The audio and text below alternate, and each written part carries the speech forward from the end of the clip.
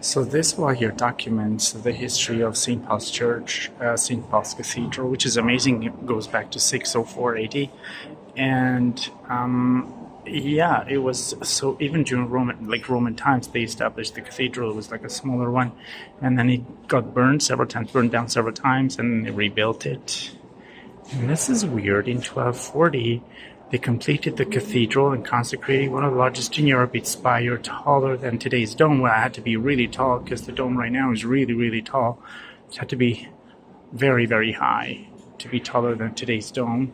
And then here's all these historical things. Well, Bishop of London preaches at Paul's cross against Tyndale's English New Testament. They didn't want people to read the New Testament in English. And then finally here, they've got services permanently in English from 1559.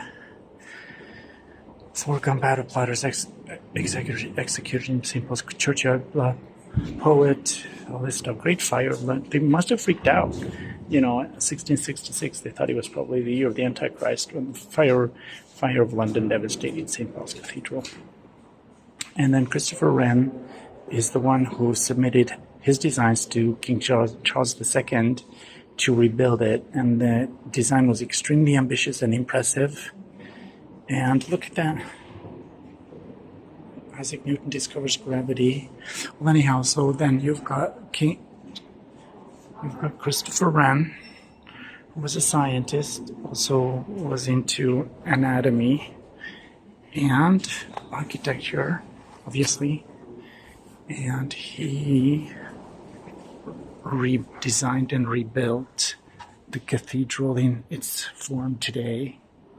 And it says here that St. Paul's Cathedral is the first one in the world that was completed within the architect's lifetime. Usually the architects died before the cathedral. They were very, very ambitious cathedrals, so the architects usually lasted shorter than the completion of the construction works. So anyhow, this is it. Here's original.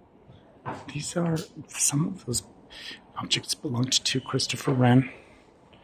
Anyhow, so this room is dedicated to him. The Bishop of London that's Christopher Wren, who rebuilt the cathedral.